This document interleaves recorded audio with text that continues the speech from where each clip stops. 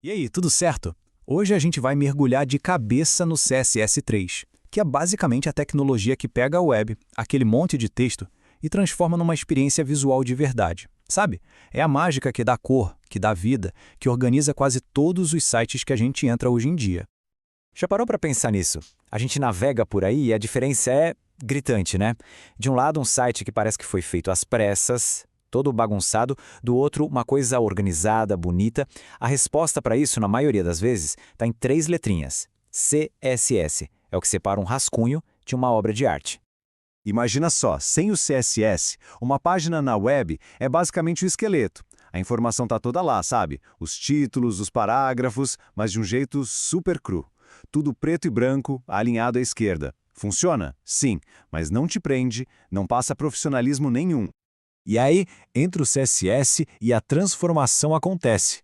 É como se um designer chegasse e começasse a aplicar cores, a escolher as fontes certas, a dar um respiro entre as coisas, a criar um layout que faz sentido.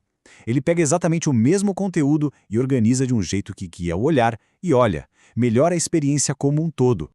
Bom, para a gente entender tudo isso direitinho, nosso roteiro de hoje vai ser esse aqui. A gente vai começar lá da base da web e vai até umas técnicas mais modernas que fazem um site ficar incrível em qualquer tela. Bora lá! Vamos começar com o panorama geral. Porque, para entender o CSS de verdade, primeiro a gente precisa sacar exatamente onde ele se encaixa nesse quebra-cabeça que forma uma página da web.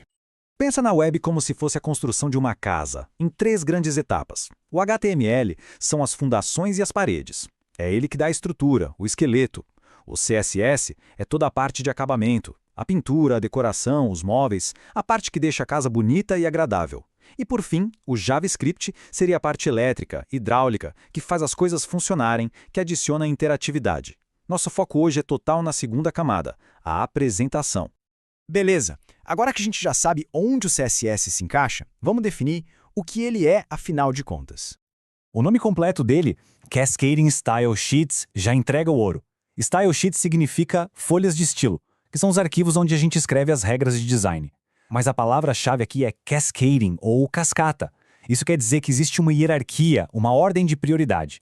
Pensa assim, se uma regra geral diz que todo o texto do site é preto, mas uma regra mais específica diz que o título principal é azul, a cascata garante que a regra mais específica ganhe. É um sistema bem inteligente para não ter confusão.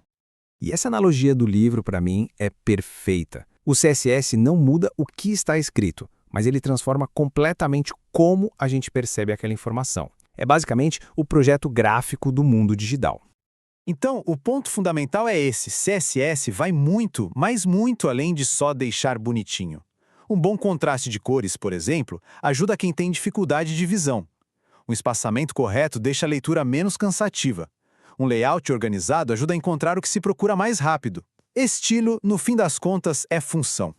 Certo, já entendemos o porquê do CSS. Agora, vamos para a parte prática, o como. Existem 3 maneiras principais de aplicar esses estilos, mas uma delas é de longe o padrão profissional. Olha só, a gente tem o estilo inline, que é aplicado direto na tag do HTML. É bom para um teste rápido, mas só para isso. Tem o interno, que fica dentro do próprio arquivo HTML e quebra um galho para sites de uma página só. E tem o externo, que é quando a gente coloca todo o nosso CSS num arquivo separado com a extensão .css. Esse último é o padrão da indústria. Por quê? Porque deixa tudo organizado, fácil de achar, fácil de dar manutenção e ainda por cima dá para reutilizar em várias páginas. E aqui a gente vê aquela história da hierarquia funcionando de novo. O navegador sempre vai dar preferência para o estilo que está mais perto do elemento. Por isso que o estilo inline, que está literalmente dentro da tag, tem o poder máximo. Ele passa por cima de todos os outros. Mas a boa prática mesmo é evitar esses conflitos e manter tudo organizado lá no arquivo externo.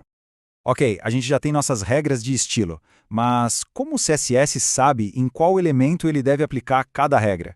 É aí que entram os seletores. Eles são a ponte que ligam o nosso design com o conteúdo do HTML. Existem vários, mas os 3 principais são esses. O seletor de tag é o mais geralzão. Você fala todos os parágrafos e ele estiliza todos. O seletor de classe é o mais versátil, o mais usado no dia a dia. Você cria uma etiqueta, uma classe, e aplica em qualquer elemento que quiser. E por fim, o seletor de ID, que é tipo um CPF. é único e serve para identificar um elemento específico na página. E para ficar bem claro, a diferença fundamental é essa. Pensa na classe como um rolo de etiquetas. Você pode pegar essas etiquetas e colar em vários elementos diferentes para eles ficarem com a mesma cara. Já um ID é como dar um nome próprio para um elemento, só pode ter um daquele na página inteira. Por isso a regra de ouro é, na dúvida, vai de classe, que é muito mais flexível. Agora a gente vai para um dos pontos mais importantes, organizar as coisas na tela. Controlar o layout, o espaçamento entre os elementos, isso é a base de qualquer bom design, né? A primeira coisa para entender aqui é que, para o CSS, todo elemento é uma caixa retangular. E essa caixa tem 4 camadas, de dentro para fora. Lá no miolo está o conteúdo. Em volta dele tem o padding, que é um respiro interno. Depois vem a borda, que é a moldura da caixa. E por fora de tudo, a margem, que é o espaço que afasta essa caixa das outras. Essa analogia do quadro é simplesmente perfeita para visualizar o box model. Se você entende essas 4 camadas, conteúdo, padding, borda e margem, você consegue controlar o espaçamento e o alinhamento de qualquer coisa na página com uma precisão incrível.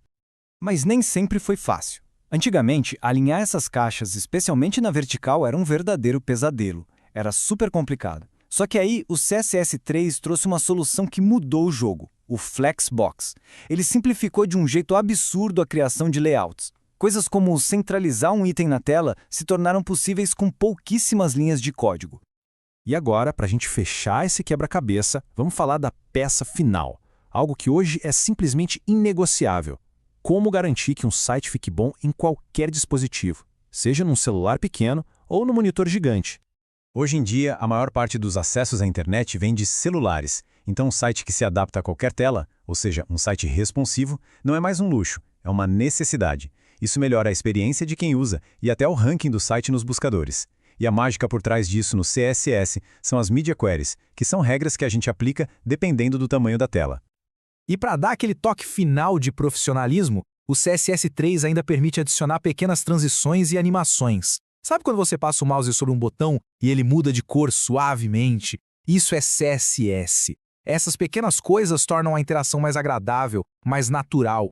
Usados com bom senso, claro, eles elevam muito a qualidade de um projeto. No fim das contas, o CSS é isso.